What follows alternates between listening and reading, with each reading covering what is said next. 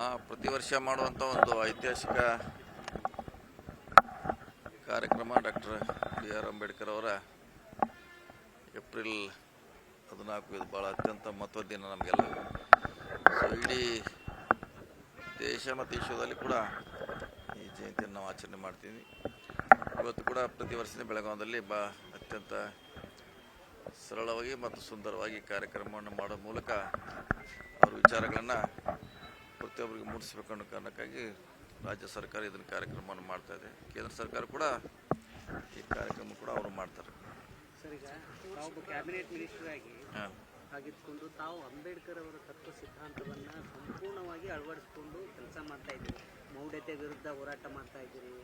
ಎಲ್ಲದರ ವಿರುದ್ಧ ಏನು ಅಂಬೇಡ್ಕರ್ ಆಶೆ ಇದೆ ಅದರ ಪರವಾಗಿ ಹೋರಾಟ ಮಾಡ್ತಾ ಇದ್ದೀರಿ. ಯಾಕಂದರೆ ಎಲ್ಲೋ ಒಂದು ಕಡೆ ಏನಂತಂದರೆ ಸರ್ಕಾರಗಳು ಬಂದಂಥ ಸರ್ಕಾರಗಳು ಈ ದಲಿತರು ಮತ್ತು ಅಂಬೇಡ್ಕರ್ ಸಿಗಬೇಕಾದಂಥ ಈಗ ಅಟ್ರಾಸಿಟಿ ಕೇಸು ಇದು ಮಾಡ್ತಾರೆ. ಈ ರೀತಿಯಾದಂಥ ಒಂದು ಬೆಳವಣಿಗೆಗಳು ನಡೀತಾ ಇದೆ. ಈ ಸಂದರ್ಭದಲ್ಲಿ ಅಂಬೇಡ್ಕರ್ ಅವರ ನೋಡಿ, ಒಂದು ಕಡೆ ಸಮಸ್ಯೆ ಇದೆ ಇಲ್ಲ ತಿಳಿ ಎಲ್ಲ ಸರಿಯಾಗಿ ನಡೀತಾ ಇಲ್ಲ. ಅದನ್ನು ಡಾಕ್ಟರ್ B.R. ಅಂಬೇಡ್ಕರ್ ಆವಾಗ ಹೇಳಿದ್ದಾರೆ, ಸಂವಿಧಾನ ಅರ್ಪಣೆ ಮಾಡಿದ ದಿವಸ ಹೇಳಿದ್ದಾರೆ. ನನ್ನ ಸಂವಿಧಾನ ಭಾಳ ಚೆನ್ನಾಗಿದೆ, ಅದು ಒಳ್ಳೆಯವ್ರ ಕೈಗೆ ಸಿಕ್ಕರೆ ಅದು ಸರಿಯಾದ ರೀತಿಯಿಂದ ಜಾರಿ ಆಗ್ತದೆ ಆವಾಗ ಹೇಳಿದ್ದಾರೆ ಅವರು. ಅಂದರೆ ಆವಾಗ ಅವರು ಡೌಟ್ ಎಕ್ಸ್ಪ್ರೆಸ್ ಮಾಡಿದ್ದಾರೆ. ಸೊ ಅದು ಇವತ್ತು ಕೂಡ ಜಾರಿ ಆಗ್ತಾಯಿದೆ. ಅದನ್ನು ಸರಿಯಾಗಿ ಮೊದಲು ಅರ್ಥ ಮಾಡ್ಕೋಬೇಕು, ತಿಳ್ಕೋಬೇಕು. ಅದು ಜಾರಿ ಮಾಡಿದ್ರೆ ಇನ್ನೂ ದೇಶಕ್ಕೆ ಒಳ್ಳೆಯದಾಗ್ತದೆ. ಹೌದು, ನಿಂತಿದೆ. ಅದು ಬಹುಶಃ ಬರೋ ನಾಳೆ ಕ್ಯಾಬಿನೆಟ್ನಲ್ಲಿ ಇತ್ಯರ್ಥ ಆಗ್ತದೆ. ಅದು ಯಾಕೆ ಮಾಡಲೇಬೇಕು. ವಿದಿನ್ 15% ಒಳ ಮೀಸಲಾತಿ ಕೊಡುವಂಥ ಸರ್ಕಾರ ಚಿಂತನೆ ಮಾಡ್ತಾ ಇದೆ. ಕೊಡ್ತೀವಿ ಅದಕ್ಕೆ. ಅದು ಇದ್ದೇ ಅದು ಏನು ಮಾಡ್ಲಿಕ್ಕಾಗಲ್ಲ.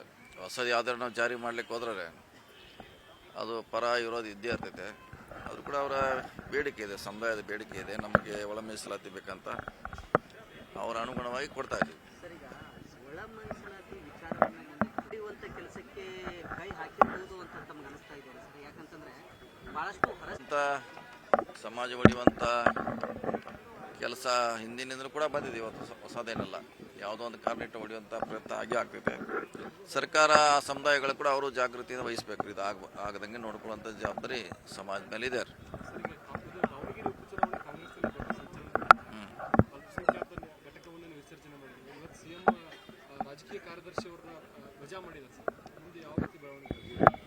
ನೋಡೋಣ, ಅದು ಯಾಕೆ ಆಗ್ತದೆ ಗೊತ್ತಿಲ್ಲ.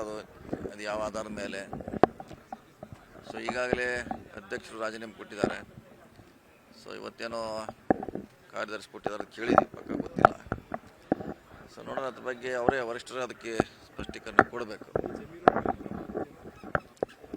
ಗೊತ್ತಿಲ್ಲ ಅದು ಯಾರ ಮ್ಯಾಗ ಆಗ್ತೈತೆ ಯಾರ ಮ್ಯಾಗ ಆಗೋಲ್ಲ ಅನ್ನೋದು ಇದು ವರಿಷ್ಠರಿಗೆ ಅವ್ರದ್ದು ಬಿಟ್ಟಂಥ ವಿಚಾರ. ಯಾವುದೇ ಚುನಾವಣೆ ಸಂದರ್ಭದಲ್ಲಿ ಪಕ್ಷ ವಿರೋಧ ಚಟುವಟಿಕೆ ಮಾಡುವಂಥವ್ರಿಗೆ ಹೊಂದಾಣಿಕೆ ನೋಡೋಣ ಯಾವ ಕಾರಣದಿಂದ ಅದನ್ನು ಕೇಳ್ತಾ ಗೊತ್ತಿಲ್ಲ. ನೋಡೋಣ ಅದು ಯಾವ ಕಾರಣದಿಂದ ಅವ್ರು ಮಾಡ್ತಾರೆ. ಇದು ಸರ್ಕಾರ ಸ್ಪಷ್ಟೀಕರಣ ಕೊಡಬೇಕು ಅದಕ್ಕೆ ನಮ್ಮ ಪಕ್ಷ. ಸರ್, ಈಗ ಪ್ರಮುಖವಾಗಿ ಸರ್ ಕೆಲವರು ಟೀಕೆ ಮಾಡ್ತಾರೆ ಸರ್. ಮೊದಲು KN ರಾಜಣ್ಣ ಆಯಿತು, ಅದಕ್ಕಿಂತ ಮೊದಲು ನಾಗೇಂದ್ರ ಆಯಿತು, ಈಗ ಮತ್ತೊಂದು ಸಮುದಾಯ ಅಥವಾ ಆ ನಾಯಕರನ್ನ ಟಾರ್ಗೆಟ್ ಮಾಡ್ತಾ ಇದ್ದಾರೆ. ಇಲ್ಲ, ಟಾರ್ಗೆಟ್ ಇಲ್ಲ. ಈಗ ಅವ್ರ ಸಮುದಾಯದವರು ಅದೇ ಸಮುದಾಯದವರು ಬರ್ತಾರೆ ಆ ಜಾಗದಲ್ಲಿ, ಬೇರೆಯವ್ರು ಯಾರು ಬರೋಲ್ಲ ರೀ. ಈಗ ರಾಜೀನಾಮೆ ಕೊಟ್ಟಾರ ಅಬ್ದುಲ್ ಜಬ್ಬಾರ್, ಅವ್ರ ಜಾಗದಲ್ಲಿ ಮುಸ್ಲಿಮ ಬರ್ತಾರೆ, ಮತ್ತು ಬೇರೆಯವ್ರು ಬರೋಲ್ಲ. ಸರ್, ಈಗ ಸಚಿವ ಸಂಪುಟ ವಿಚಾರವಾಗಿ ಸಾಕಷ್ಟು ಪರ್ಯಟನೆ ನಡೀತಾ ಇದೆ. ಬೆಳಗಾವಿ ಜಿಲ್ಲೆಗೆ ಮತ್ತೊಂದು ಸ್ಥಾನ ಸಿಗುತ್ತಾ? ಗೊತ್ತಿಲ್ಲ, ಅದು ವರಿಷ್ಠ ಮಾಡ್ಬೇಕು. ಈಗೇನು ಈಗಾಗಲೇ 2 ಇದೆ. ಮುಂದಿನ ಸಾರಿ ಏನು ಮಾಡ್ತಾರೆ ಗೊತ್ತಿಲ್ಲ, ಎಷ್ಟು ಕೊಡ್ತಾರೆ ಎಷ್ಟು ಬಿಡ್ತಾರೆ ಅಂತ. ಸೊ ಅದನ್ನು ನೋಡೋಣ, ಕಾದು ನೋಡೋಣ. ಅದು ನಮ್ಮ ವ್ಯಾಪ್ತಿಗೆ ಬರೋಲ್ಲ. ಹೆಚ್ಚು ಕೊಡೋದು ಮಾಡೋದು ಕಡಿಮೆ ಮಾಡೋದು ಅದು ಹೈಕಮಾಂಡಿಗೆ ಬಿಟ್ಟಂಥ ವಿಚಾರ. ಹೋಗಿದ್ದಾರೆ, ಡೆಲ್ಲಿಗೆ ಹೋಗಿದ್ದಾರೆ. 3 ಸಾರಿ ಆಯ್ಕೆ ಆದವ್ರು ಹೋಗಿದ್ದಾರೆ. ಸೊ ಅದು ತೀರ್ಮಾನ ಅವರೇ ಮಾಡಬೇಕು, ಡೆಲ್ಲಿ ಅವರೇ ಮಾಡಬೇಕು. ನಾವು ರಾಜ್ಯ ಅಂತ ಏನು ಮಾಡೋದಿಲ್ಲ, ಬರೀ ರಾಜು.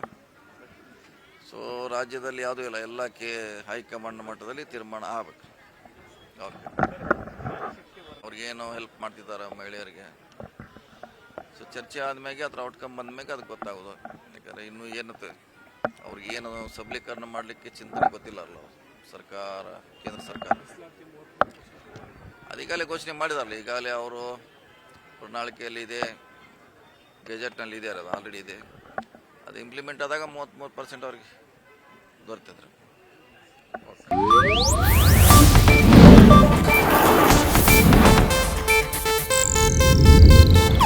ಇದು ಏಷ್ಯಾನೆಟ್ ನ್ಯೂಸ್ ನೆಟ್ವರ್ಕ್ ಪ್ರಸ್ತುತಿ.